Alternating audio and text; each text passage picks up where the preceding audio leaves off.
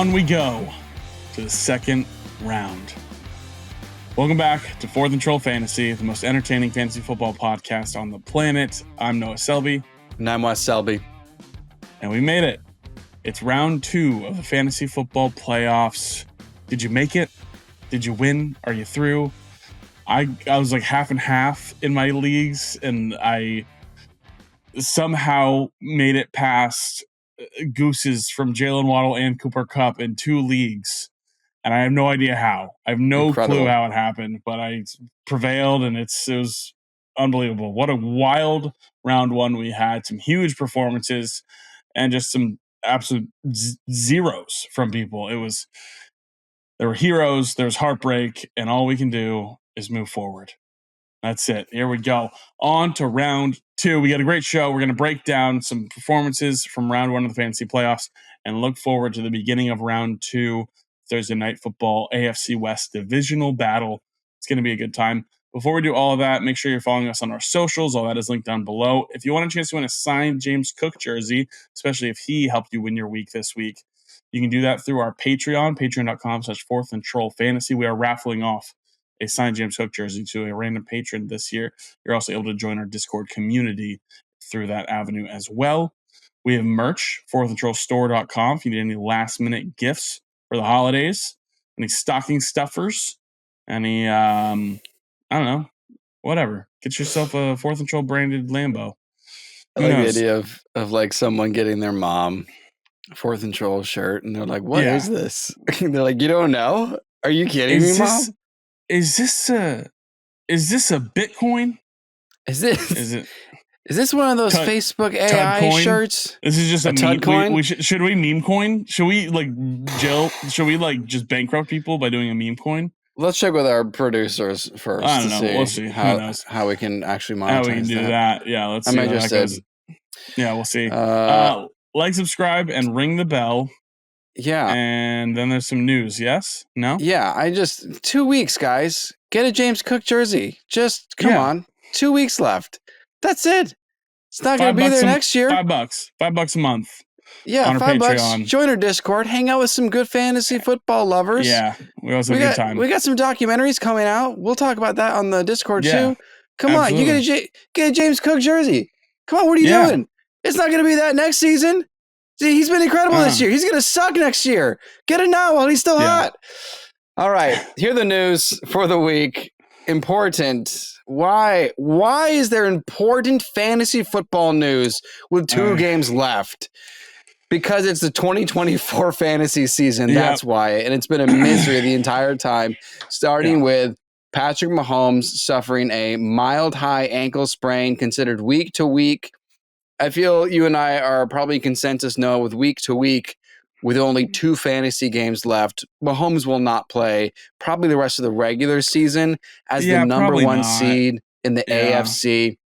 Who knows what that will change? But for those that are not aware, Carson Wentz, that's right, Super Bowl champion Carson Wentz is going to take over for the Kansas City Chiefs for however long Mahomes is out. Speaking of just why not, David Montgomery, Knuckles of the Sonic and Knuckles duo in Detroit, is done for the year. Not just fantasy, Super Bowl run for him. Can't play in that game if they make it. MCL injury, requires surgery. That's it for Monty. Thank you for your service. You were a gem in the draft. Jalen Waddle avoided a major injury in this very strange game against the Texans. He's only questionable for this week against the 49ers, and he is for sure out of my lineup. That's 100%. So not starting him probably the rest of the year. Evan Ingram, for those that don't know, is going to be done for the year. Brenton Strange, we'll talk about him because he took over and did some mighty nice things for that Jaguars offense. He's the tight end for the rest of the year. Take this as you will. Hollywood Brown has returned to practice. Oh, for the Cardinals? No, he's on the Chiefs. He was traded in the offseason. Plays for the Chiefs. He gets Mahomes. Oh, wait, no. Oh, that's Carson. He gets Carson Wentz. So, anyway. News, maybe, if he wants to join. I don't know why. Anyway, so 2 quarterback situations here. While David Njoku and Cedric Tillman are trending in the right direction to play this week for the Browns, Jameis Winston may not start because a reporter asked Stefanski after the game, after Winston did what Winston does and throws a lot of interceptions and loses bad, he was asked, who's your starting quarterback? And he says, not going to answer. Declining to answer. Dorian Thompson-Robinson might be under center. And the Saints are going to figure out who the starting quarterback is next week, regardless of Derek Carr's status, because of Spencer Rattler trying to resurge that offense. That's it. That's it for the news. Still, so much to pay attention to for no reason.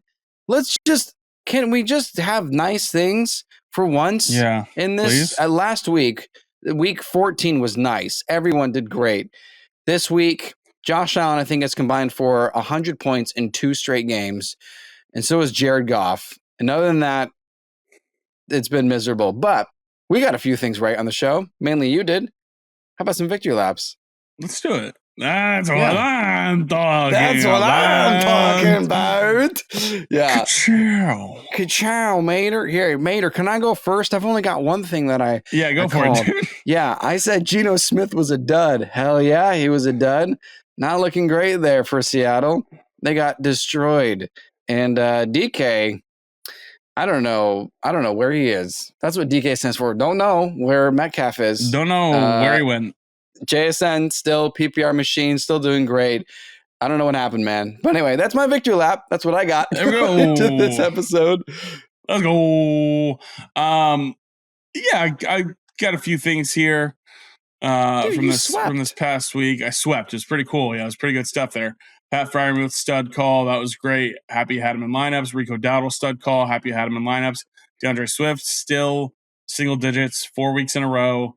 Yeah, I'm taking the 0.1. Yeah, I'm taking the idiot lineman who didn't report. I don't care. I knew that was going to happen. That's the fantasy reality. Yeah, and then Kate Otten called the Cinderella story was going to be over, and we're done for. We're cooked if you're a Kate Otten owner.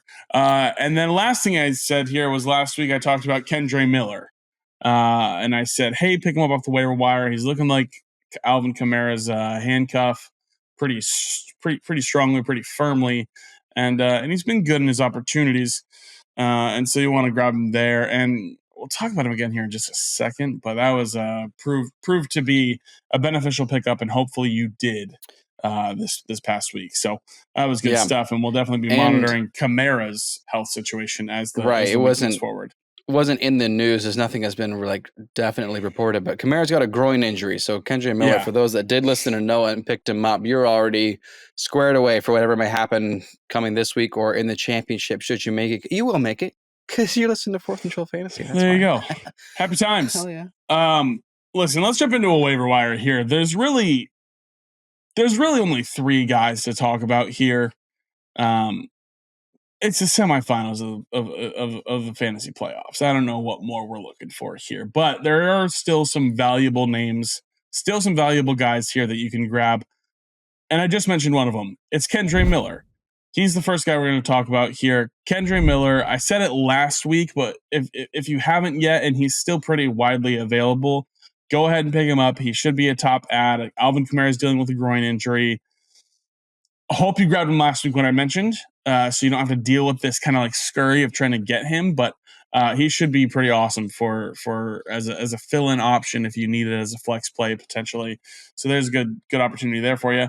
Next guy here, and who I think is probably the top waiver ad this week. Honestly, actually, it's a little hard because there's all 3 of these guys are going to be able to step into roles in the semifinals of the fantasy playoffs here. So take with it what you will. It may be team construction based on need, but another guy here is Brenton Strange. Now, Evan Ingram, we talked about torn labrum. He's out for the season. Brenton Strange was a tight end 2 on the week. He cooked. He did awesome for your fantasy teams. 12 targets. He was second on the team. He was a top 9 tight end 3 of the 4 weeks. He was a starter earlier in the year. So he's going to be able to step in here even with Mac Jones and be effective for your fantasy team. So he's a guy that is definitely somebody that you need to keep an eye on. If he's available and you're in need at tight end, go for it. And then the last guy here is Jerome Ford. a guy who helped people win championships last year because he was such a solid RB2. He's not going to step back into the starting role officially in Cleveland with Nick Chubb dealing with a broken foot. Give the guy a break. He was getting used pretty well in this game, and then he broke the foot. He's out for the rest of the year. Jerome Ford's going to be the workhorse again, and we've seen him be a solid RB2 in the past, and he gets the Bengals and the Dolphins for the rest of the fantasy season. Both teams that are fairly fine giving up some points to running backs. We saw Tajay Spears do great against the Bengals this week. And then Joe Mixon, weirdly a down week, but the Dolphins have been able to allow running backs to pretty much do whatever they want against them pretty much all year. So Jerome Ford, Brendan Strange, Kendre Miller, 3 guys there to keep your eye on. If you need them, go get them. And I think those are pretty much sums it up. Yeah. Beautiful. There's only, who are you going to start from the waiver wires? Aside from Brenton Strange, maybe that's it. I don't know. If we hear that Kamara is like a fully out, maybe Kendrick's worth considering, but I don't even know what the state of the offense is. But we'll see. I don't know. Dynasty leagues. I don't know. Get excited. Not now. Who knows? Yeah. Let's talk about some of these performances, Wes. It's Fluke or for real.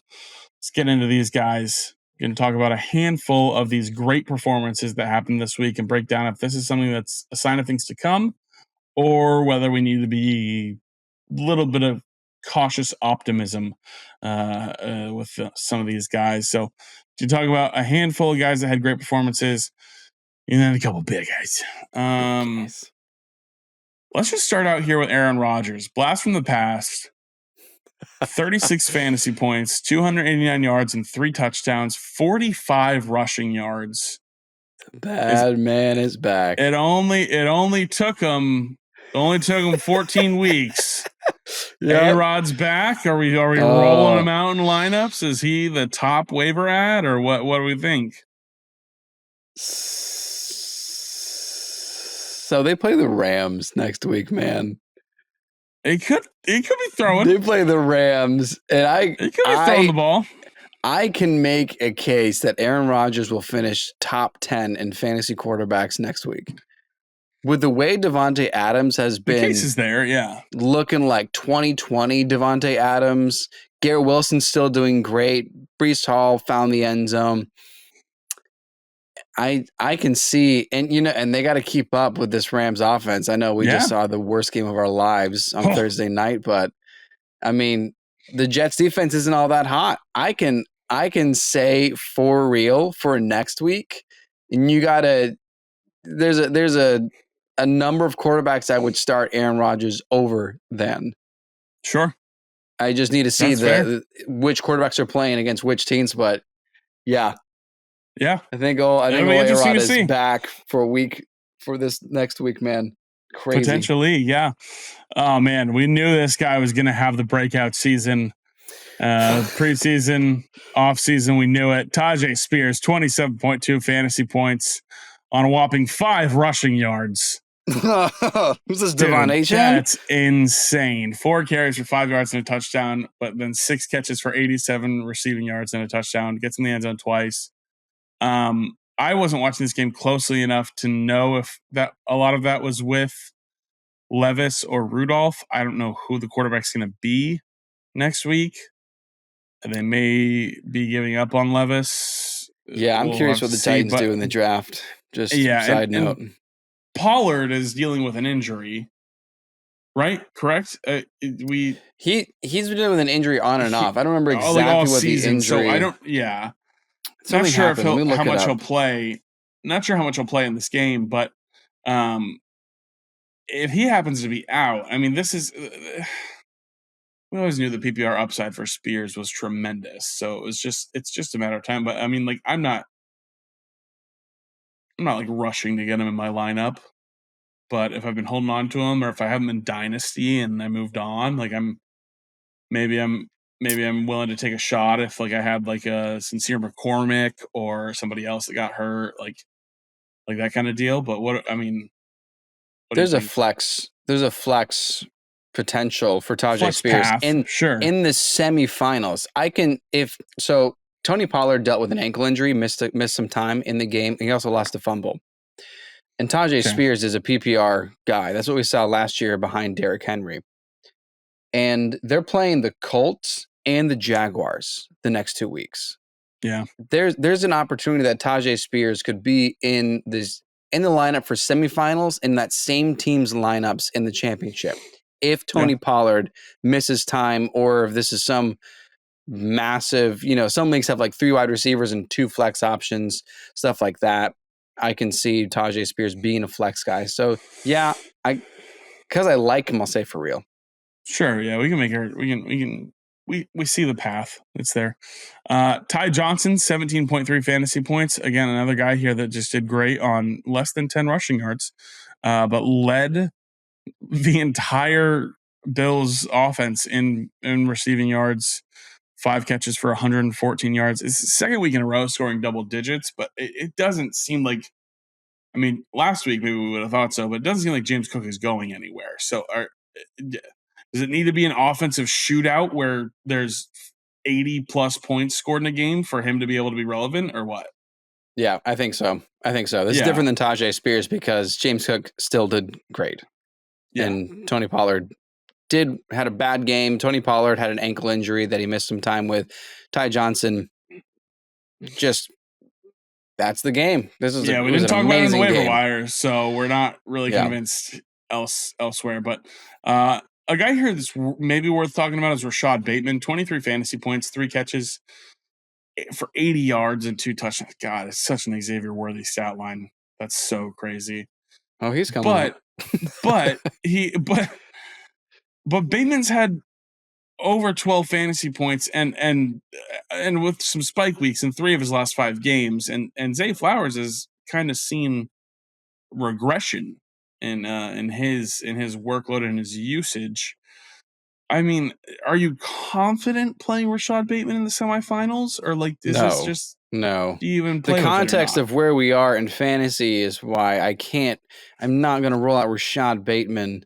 And I just looked up at his season stats. He's only got 1 week on the entire year where he scored double digits without scoring a touchdown.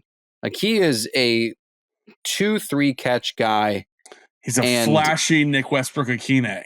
He sure is. Okay, all right, fair enough. Nick Westbrook-Akine, yeah. So there's no way Rashad Bateman deserves to be in any lineup for the semifinals. Okay. Yeah, I agree.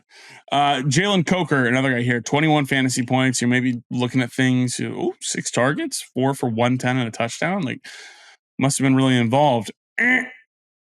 Wrong. He had an 83-yard receiving touchdown. Let's do the quick math on that. If you take that away, quick math. He has a single-digit fantasy performance. He's got like 37 yards or something like that and 3 catches. Like it's less than 7 fantasy points. So I'm not, if you're considering it, don't.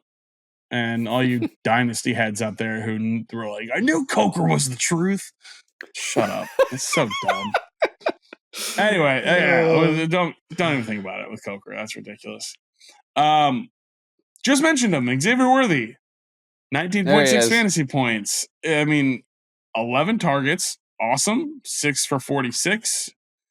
He had 3 carries for 30 rushing yards and a touchdown on the ground. Is any Chiefs skill player worth starting with Carson Wentz? I was so disappointed. Can't bench Kelsey. Probably not. Especially because maybe Wentz relies on him a little bit. But yeah, I mean, you throw it back to Wentz's time with the Eagles, and Zach Ertz was having a career year. So Kelsey's fine. I was so excited to say this is for real for Xavier Worthy. I was like, I'm ready. And then 11 targets. I mean, that's awesome. That's great. And without Mahomes, I just can't start Worthy. And we've talked about it the entire year. He's boomer bust. We said it during preseason. This guy's boomer bust, and that's been 100% the case. So, unfortunately, it is now a fluke. I don't know. Yeah, I see the path. I do. use him. The 3 carries, like the manufactured kind of like opportunities, and like maybe he grabs like some of the end around and the screen game kind of stuff. So like I see the path, but I'm not looking at him on my roster with 19.6 and being like, oh, back in, let's go. Like I'm not like, yeah. Unless it's like a dynasty league, I'm not like rolling him back out. But I would need to see a 15-point performance next week to consider starting him in the finals. Just to understand the usage, right? Because that's the finals. That's what we're looking at here. To understand the usage, are they trying to get him the football to use his speed to beat teams because they don't trust Carson Wentz, or are they going to do reverse psychology and like, oh, never mind, Carson Wentz is going to throw 45 times because you don't expect that. So Andy Reid will figure something out, and I'm worried that we'll be on the wrong end of the Xavier Worthy outcome. Yeah, so I can't start him next week. Probably not. No. Yeah, and who is to say even if the Chiefs are playing their starters in Week 17? So that's the other thing too. Yeah, 2 weeks out. Yeah, that's the other tough thing. They got to beat out the Bills still. Bills got to lose one. And they win. I think they clinch first seed. So then they might. But anyway, we'll see. Jalen McMillan, he's back on this and Fluke for real. We talked about it last week. We said do it again, and then he did it again. And so 5 for 75 and a touchdown, 2 weeks in a row, scoring over 18 fantasy points. I mean, we loved Chris Godwin in this offense. Like, is Jalen McMillan a guy that is, hey, like he can roll out, you can roll him out in the flex, like you can. I think it's a sneaky good play in the flex option because look how Mike Evans performed. Yeah, there is a Tampa-wide quest to get Mike Evans 1,000 yards at all costs. Oh my gosh, we got him. Yeah. They got him $159, man, and it only took 11 targets, which he's used to. But I mean, they're feeding him. They're trying. My process was there last week. My process was there. I was just never wrong, just early. Oh my gosh. I'm so annoyed about it, dude. That is the Noah way of Fourth Control Fantasy. Never wrong, just early. Just early. Yeah, that is fantastic. Because we throw way back to week 1. Thursday night preview, Chiefs and Ravens, and you were saying don't start Xavier Worthy. Don't, because he's too boomer bust. And he had an incredible game, opened the season, 2 touchdowns, and then just bust. Yeah. So Mike Evans is going to continue to have incredible games. They've got the Cowboys next week. I think that's another good opportunity to roll out McMillan, man. Mike Evans is going to do great. And they got the Panthers, and Mike Evans, it's the Panthers. Just destroys the Panthers. Dude, wait, how close is Evans now? Oh my gosh, he's still 251 yards away. Dude, they can do 3 games. 3 games. 3 games. You get like, what is that? 251 something like that. 251 divided yards. 84 yards a game. Mike. No, dude, he's gonna get it. He's absolutely gonna get it. I can't wait. That's awesome. I love it. So McMillan, sneaky flex play. Yeah, because definitely. Mike Evans is gonna do so well. They're gonna have defense. Going to have to start focusing on him, and they always do. But I like it. It's tricky. A lot of players you still start over him, but I can understand someone says I'm rolling him out against the Cowboys. Cowboys defense is terrible. Oh, Trayvon Diggs is done for the year too for the Cowboys. So I can see McMillan being an even better option this week. Their top pass rusher, Demarion Overshown, is tore every ligament in his knee as well. So it's like, ew. Let's go for it. Yeah, dude. Yeah. Let's go for it. McMillan. That's fun. Yeah, that's a fun one. Quentin Johnston, 15.5 fantasy points, 5 catches on 10 targets for 45 yards and a touchdown. 2nd week in a row with over 15 fantasy points. I don't know the Chargers' schedule, but this is like a kind of similar to McMillan. Like this is possibly like a sneaky this is a sneaky little play here, I think, possibly. I think there's a chance You'll have to convince me because I still doubt Quentin Johnston as a viable option, as even a wide receiver 2 on the Chargers. Never mind. They play roster. the Broncos on Thursday. I forgot. Yeah, no. He'll draw the certain coverage. So, and then they get the Patriots. So he'll get Christian Gonzalez. Yeah, that was fun for a second, but I mean it's a good story. I'm glad to see him like doing well and making an impact on his team after like a terrible rookie year. So a really bad rookie year. And I wonder what they do next season. Just looking ahead, what they look at the wide receiver room, because I mean, this is they'll bring in another. I mean, they're a I've heard a lot of people talking about now. It. They are, but they'll bring in a top guy. They will. And I love Imagine T. Higgins. Dude, that'd be Can you crazy. Imagine T. Higgins? Right. There were rumors earlier about it. Yeah, it's I love Ladd. Ladd isn't like the X receiver though. So they get a top guy and Ladd, and then Quentin Johnson can shuffle in there, and then Disley whenever he's back is really good for them. So he's been on the team for a while. That'll work. But I can't imagine anyone is going to start Quentin Johnston. Or even if he's even available, I still can't imagine people pick him up. Or who are they going to start him over? So that's Fluke for me. Yeah, I agree. Last one here. Tim Patrick, 13 fantasy points. Can't live talking about this guy again, but he's 15 targets over his past 2 games. Over 13 fantasy points in back-to-back games. I mean, again, like the path could be there. There's so many mouths to feed at this point. So I don't know. Like, I'm not going to start him. No. If you want to, go for it. And you just got to hope he scores. But no, there's no way. It's both are like just random fluke game for Tim Patrick in week 14, where Amon-Ra was basically another tight end on the field. Yeah.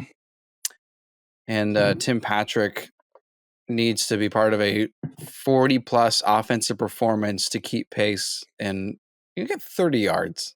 So that's that. Let's talk about some big guys.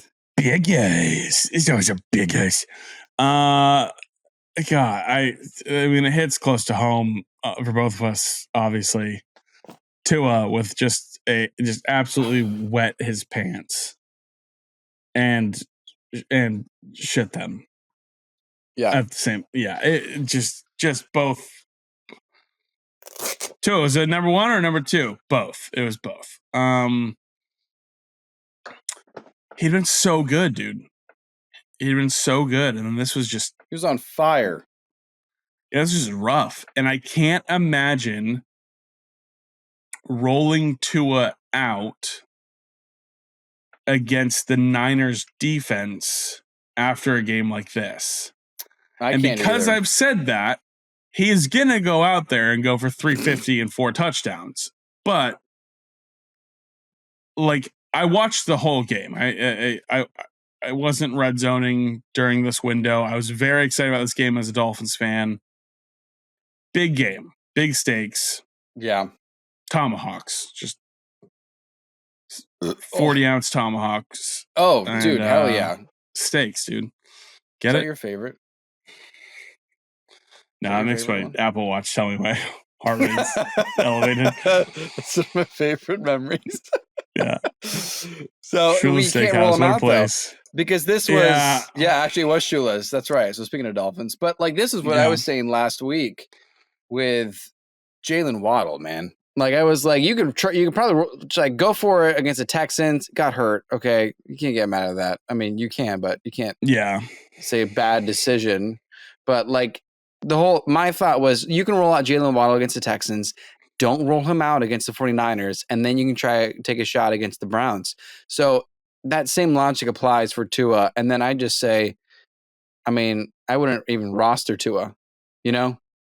Like I can go to that extent right now, because if you want to have a second quarterback on your team going into the semifinals, then it's only because you have a quarterback that is injury prone, or you're just concerned about something. It's just a concern reason. It's like a handcuff in a way where you can have an opportunity to get Kendre Miller or you can get Brenton Strange and you can just steal other people's waiver wires. So I think Tua is droppable at this point.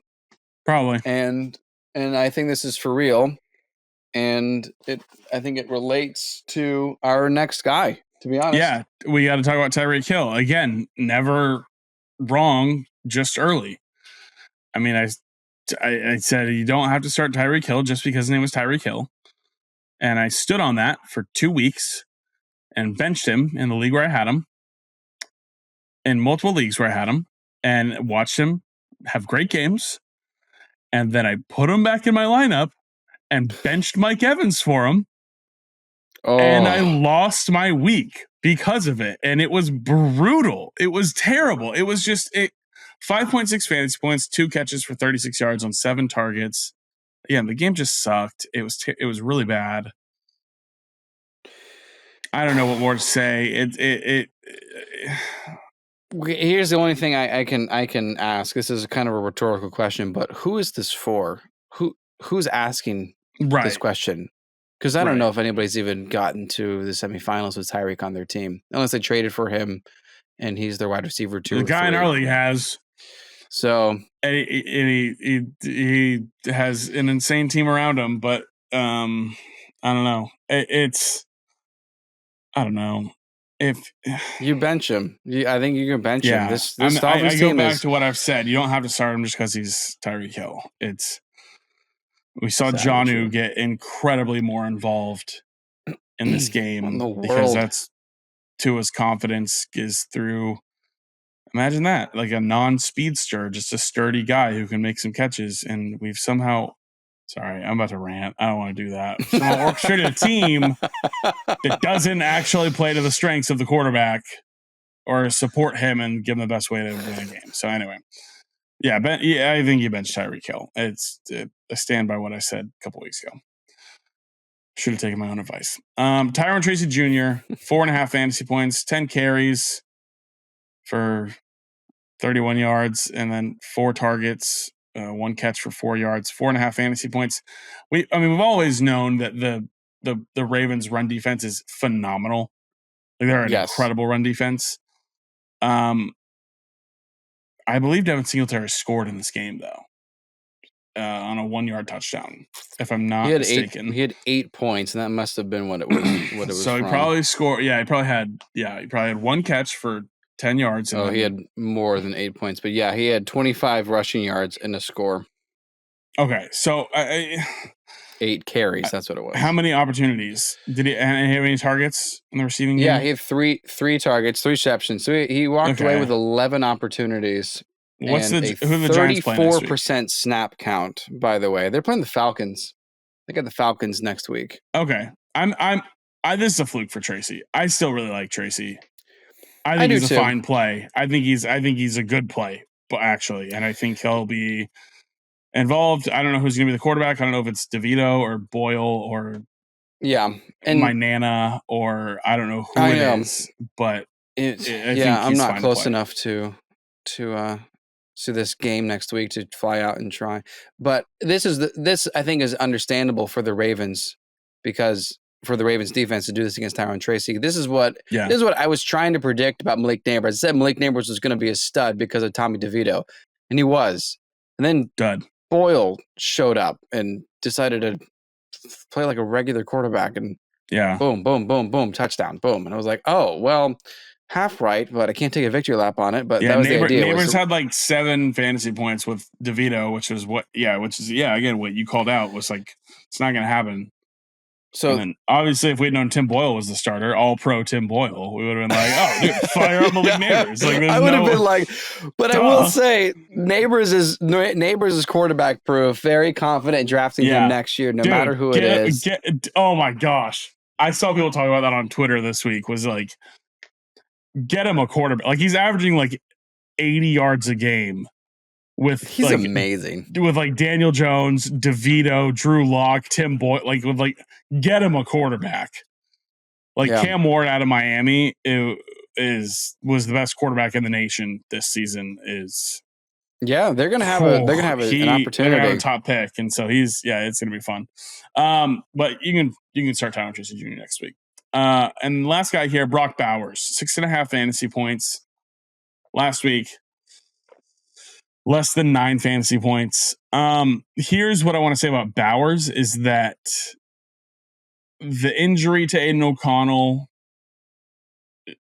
ended up being not as severe as initially believed. So there was thought that he might be able to start Monday night. If he's healthy, Pierce is going to play him. That's going to happen. We got to hope as Brock Bowers managers that he plays, that Aiden O'Connell plays, because with Ritter, this is for real. Like, this does not look good.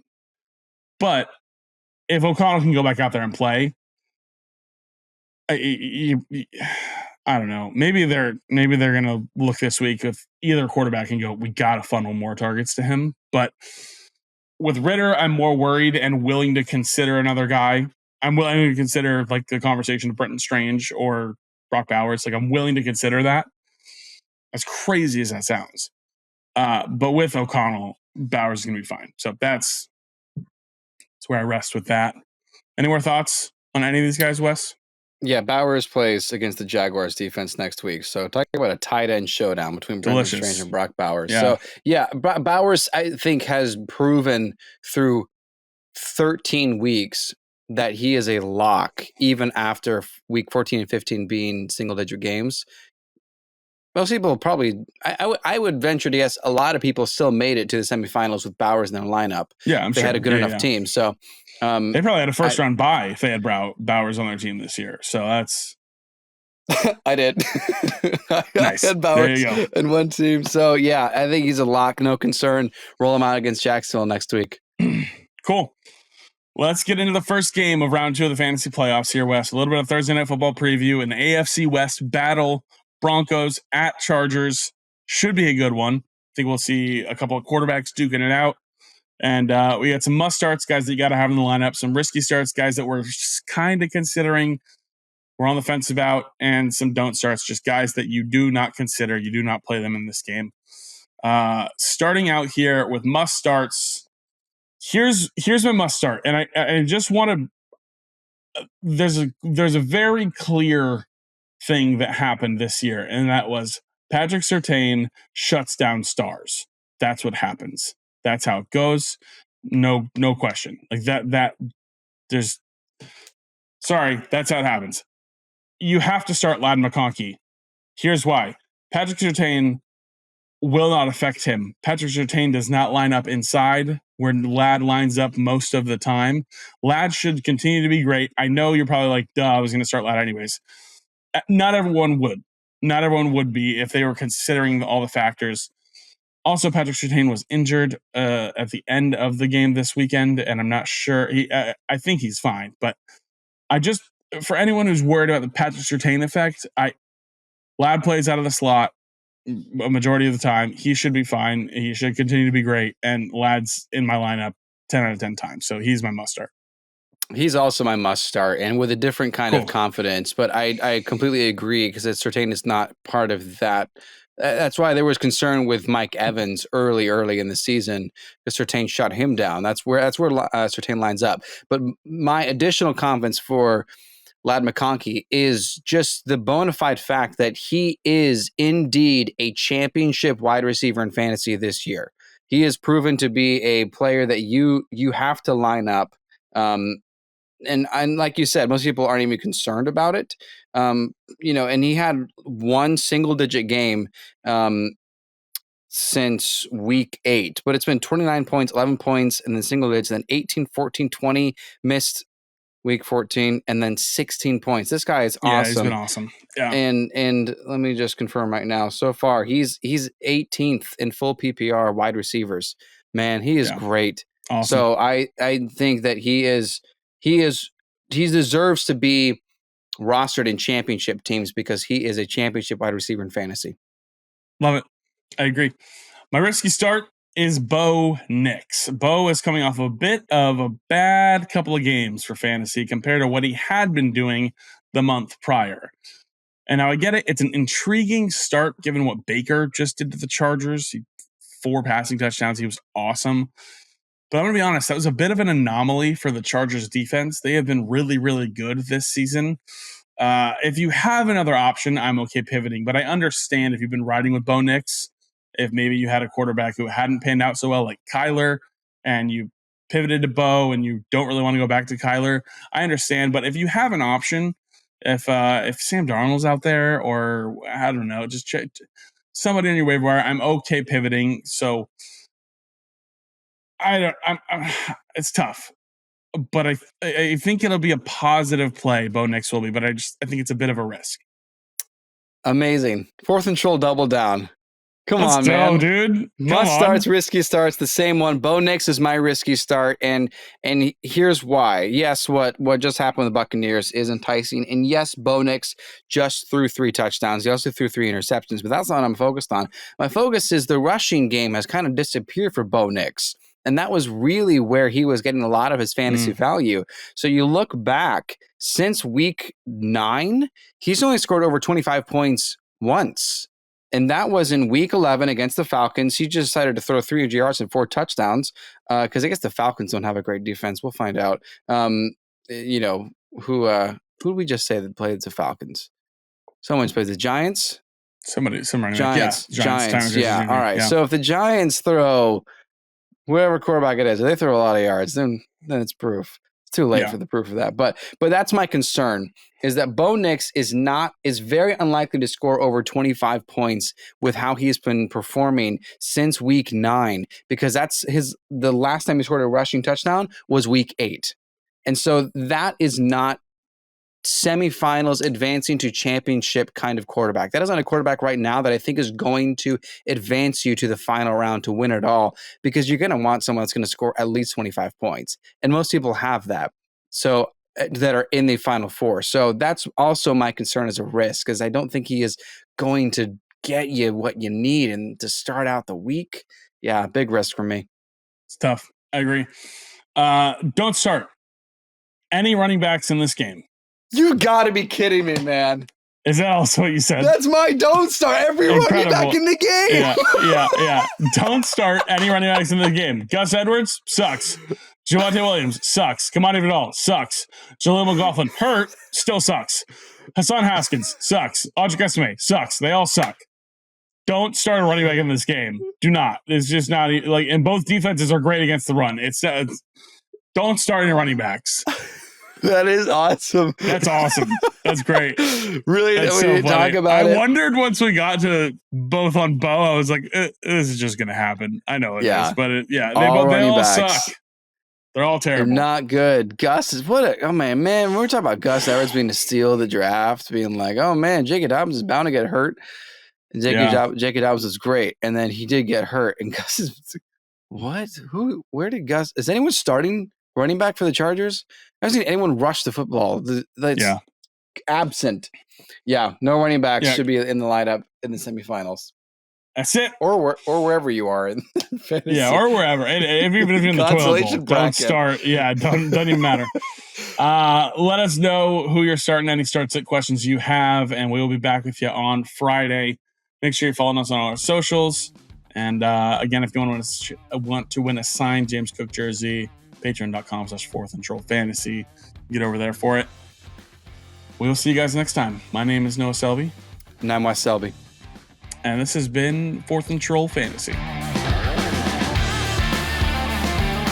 4th and Troll Fantasy is a production of FQ Media Group and Selby Artistic Workshop.